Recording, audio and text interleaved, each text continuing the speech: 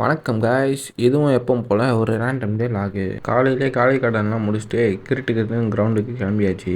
இன்றைக்கி நம்ம கூட புதுசாக ஒரு ஆளே ஓடுறதுக்கு வந்திருக்காரு. வேறு யாரும் இல்லை, நம்ம டான்சிங் ரோசி தான். அப்புறம் நம்ம வார்ம் அப் பண்ண ஸ்டார்ட் பண்ணிட்டோம். வார்ம் அப் பண்ணி முடிச்சுட்டு ரன்னிங்கோட ஸ்டார்ட் பண்ணியாச்சு. நம்ம ரோசி ஒரு ரவுண்டு ஓடிச்சு. அதுக்கப்புறம் கால் வலிக்க ஆரம்பிச்சிச்சு போல், கத்த ஆரம்பிச்சிச்சு. ஆனால் ரோசி அவங்க கூட வந்து பயங்கரமாக ஓடிட்டு இருந்துச்சு. அதுக்கு இருந்த மோட்டிவேஷன் கூட ஒரு சிலருக்குலாம் இருக்க மாட்டேங்குது தம்பி. அப்புறம் ரோசியை பிடிச்சி ஒரு ஓரமாக கட்டி போட்டு நாங்கள் எல்லாரும் ஒரு 6 ரவுண்டு ஓடி முடிச்சாச்சு. அப்புறம் நான் முன்னாடியே சொன்னேன்ல, பேக் லிவரை சீக்கிரமாக கற்றுப்போம் அப்படின்னு. இங்கே பாருங்கள், லைட்டாக இந்த ஆர்ச்சை மட்டும் சரி பண்ணிட்டோன்னா பேக் லிவரை பக்காவாக ஒரு ஃபார்மில் பண்ணுருவோம். ஆனால் என்ன, கீழே குதிக்கும் போதே கையில் லைட்டாக தோல் மட்டும் வலின்னு வந்துச்சு. அப்புறம் அங்கேருந்து கிளம்பிட்டோம். வீட்டுக்கு வந்த கையோட வெயிட் கெயின் ஷேக்கை அடிச்சு குடிச்சிட்டேன்.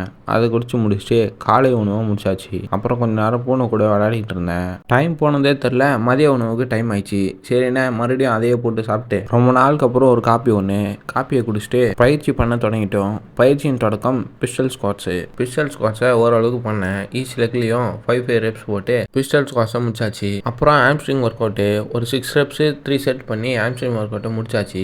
அதுக்கப்புறமேட்டு வெயிட்டட் ஸ்குவாட்ஸ் போட்டு பேக் லிவரை ப்ராக்டிஸ் பண்ணிட்டு இன்னைக்கான ஒர்க் அவுட்டை காலி பண்ணிட்டோம். அப்புறம் போஸ்ட் ஒர்க் அவுட்டுக்கு சோயா சங்க்ஸ் ரெசிபி வீடியோ வேணும்னா ரெசிபின்னு கமெண்ட் பண்ணுங்கள். அதை தனியாக ஒரு வீடியோவை போடுறேன். அவ்வளோதான் கைஸ், ஃபாலோ பண்ணாதவங்களா ஃபாலோ பண்ணி வச்சுக்கோங்க. நாளைக்கு வீடியோவில் பார்க்கலாம். நன்றி.